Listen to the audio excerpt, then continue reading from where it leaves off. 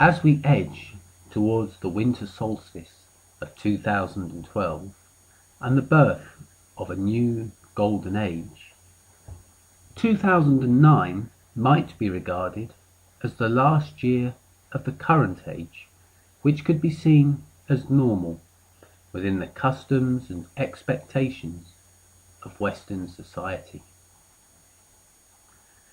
As 2010 has progressed, events are beginning to demonstrate that a time of great unpredictability, transition, is upon us, with developments far beyond any scenarios hitherto envisaged by mainstream society, or indeed by most New Age participants. The time of gentle incremental change is over, and the pace of evolutionary change is accelerating very markedly, accelerating in preparation of making a quantum leap towards fifth dimensional consciousness. All aspects of consciousness, including humanity, are invited to connect with this new higher way forward. The great spiritual being of the earth, Gaia, if you like, has chosen to embrace the new and advance to much higher levels of awareness, something that will result in significant rearrangements to her outer surface and bring it into harmonious compatibility with her inner realms. Great stresses will build up under the Earth's crust as her plates begin to move significantly. Earth tremors have already multiplied in intensity as well as in frequency, with volcanoes erupting and sinkholes appearing with alarming suddenness in multiple countries. The most important realization for each individual on Earth at this time is that the processes affecting our planetary home are also unfolding within ourselves. The molecular expression of all living forms is being altered. Not a change in the molecular structure, but rather the root forces which hold the molecules together, so that the chemical composition, although still the same in structure, has a different magnetic power, a new resonance.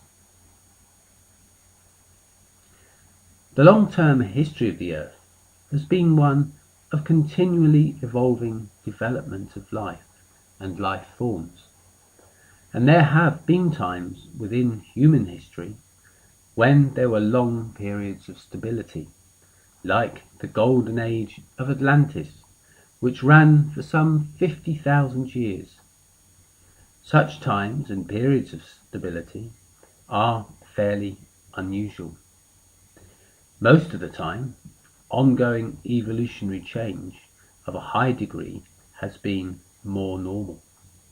The present time might be recognized as being near the beginning of a 10-year period of intense change, which is necessary to bring about the birth of a new and higher consciousness, civilization on Earth. The dynamics of change will mean that we rediscover ourselves as multidimensional beings that are anchored in the physical plane, yet are capable of crossing into other realms or dimensions. This development brings with it a new sense of community, one which is manifested out of the ethereal realm, that brings a higher consciousness based on love, compassion, and service to others. Our human challenge is to anchor this consciousness in the physical plane. At a practical and more earthly level, we must begin to unshackle ourselves from the rigidity of the Piscean age, free up our thinking so that there are no limitations, and pool our resources so that we might build a network of sustainable communities that are of a self-sufficient character and that can incorporate as many creative and celebratory forms of activity as possible, in addition, of course, to basic life support.